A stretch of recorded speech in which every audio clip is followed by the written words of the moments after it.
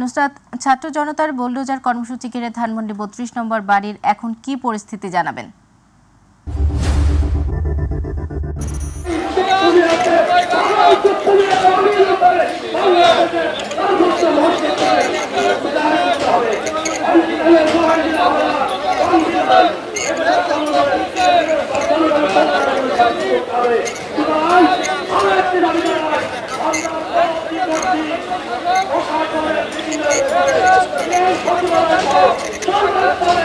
সৌদ আপনাকে ধন্যবাদ। এই মুহূর্তে আমি রয়েছি আসলে ৩২ নম্বরের সুধা সদনে। আপনি দেখেছেন, এখানে দেখতে পাচ্ছেন আসলে নিজে আসলে বলার কিছু নেই। এই যে মানুষের উৎসুক জনতার ভিড়, তারা কিন্তু এই ধ্বংসযজ্ঞের মধ্য দিয়েও বারবার উপরে ওঠার চেষ্টা করছেন এবং এই ধ্বংসযজ্ঞের শেষ পর্যন্ত দেখার চেষ্টা করছেন। আর এখানে একটি ব্যাপার হচ্ছে লক্ষণীয়, সেটি হচ্ছে আমরা সকাল থেকে এখানে রয়েছি। আমরা সকাল থেকে যেটি দেখছি, গতকালকে রাতে যখন আসলে প্রধানমন্ত্রী শেখ হাসিনা আসলে তৎকালীন প্রধানমন্ত্রী শেখ হাসিনা ফ্যাসিস্ট শেখ হাসিনা যখন আসলে জাতির উদ্দেশ্যে ছাত্রলীগের পেজ থেকে আসলে ভাষণ দিয়েছিলেন, বক্তব্য রেখেছিলেন, সেই সময় থেকে কিন্তু আসলে উৎসুক জনতা তাদের প্রতিবাদের অংশ হিসেবে এই ৩২ নম্বর বাড়িতে আসলে হানা দেয় এবং ৩২ নম্বর বাড়িতে প্রথমে আসলে তারা ঢোকার চেষ্টা করেন এবং যখন আইন শৃঙ্খলা রক্ষাকারী বাহিনী এসেছেন তাদেরকে আসলে নিয়ন্ত্রণের চেষ্টা করেছেন।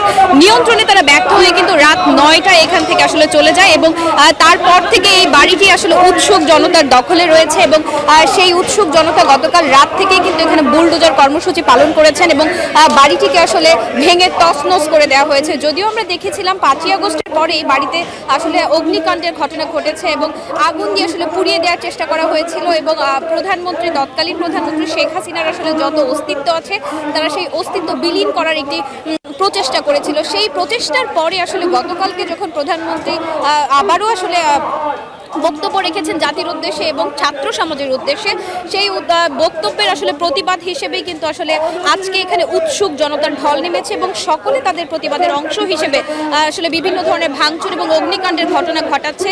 বিভিন্ন দলমত নির্বিশেষে আসলে লোকজন এখানে আসছেন, বিভিন্ন ধরনের শ্রেণী পেশার মানুষ এখানে আসছেন। একটু পরপরই কিন্তু আমরা এখানে দেখছি ভাঙচুর করছেন এবং অগ্নিকাণ্ডের ঘটনা ঘটাচ্ছেন। একটা দল এসে অগ্নিকাণ্ডের ঘটনা ঘটাচ্ছে, সেই অগ্নিকাণ্ড আসলে জনগণের আসলে নিরাপত্তার কথা বিবেচনায় রেখে যদি নেভানোর চেষ্টাও করা হয়, আবার কিন্তু কিছুক্ষণ পর আরও একটি দল এসে সেখানে অগ্নিকাণ্ডের ঘটনা ঘটাচ্ছেন। আপনারা দেখতে পাচ্ছেন এখনও কিন্তু আসলে এখানে ভাঙচুর চলছে।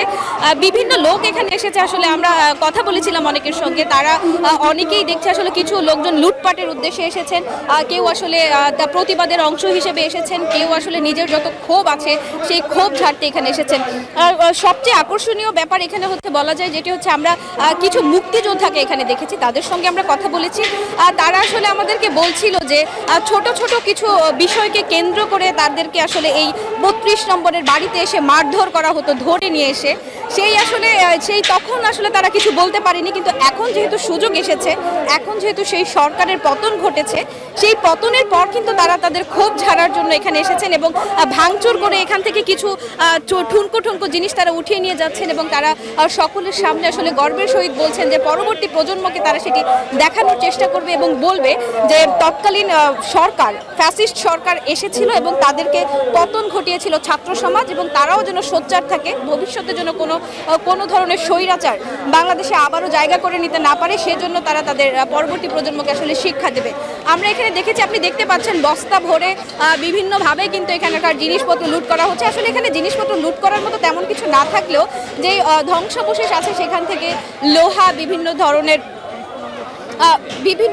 আসলে জিনিসপত্র তারা আসলে এখান থেকে নিয়ে যাওয়ার চেষ্টা করছে এবং আমরা এখানে দেখেছি সকলেই কিন্তু আসলে একটি ব্যাপার আসলে বারবার এখানে বলছে যে তারা আসলে তাদের যেই ক্ষোভ, যে 15 বছরের যে অত্যাচার, স্বৈরাচার যে ছিল, সেই স্বৈরাচারের আসলে পতন ঘটার পরও তারা যেন আবার কোনোভাবে মাথাচাড়া দিতে না পারে, সেজন্যই তারা এগুলো করছে এবং আর কখনো যেন স্বৈরাচার বাংলাদেশে আসলে স্থান করে নিতে না পারে, কোনো জায়গা যেন করে নিতে না পারে, সেজন্য তারা সোচ্চার আছে, সোচ্চার থাকবে। এবং এখানে আরও একটি ব্যাপার আমরা দেখছি সকাল থেকে কিন্তু তারা আনন্দ উচ্ছ্বাস করছেন এবং গতকালকের বোলডোজার কর্মসূচির পর যেহেতু ধ্বংসাবশেষ এখন আছে, এই ধ্বংসাবশেষের উপরে থেকেই কিন্তু তারা আসলে আনন্দ উল্লাস করছে এবং এটি আসলে স্মরণীয় করে রাখতে চায়। তারা চায় যেন এরকম স্বৈরাচার আর দেশে আসতে না পারে, এটি যেন ভবিষ্যতে আসলে একটি নিদর্শন হয়ে থাকে, যেন কেউ আসলে আর অত্যাচার অন্যায় করার সুযোগ না পায়, সেটি কিন্তু তারা এখানে এখন বর্তমানে তাদের শেষ চাওয়া।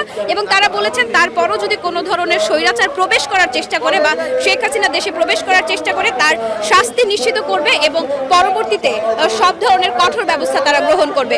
তো আমার কাছে সওদা, ধানমন্ডির 32 নম্বরের সুধা সদন থেকে এই ছিল সর্বশেষ। ফিরছি আপনার কাছে। নুসরাত, আপনাকে ধন্যবাদ।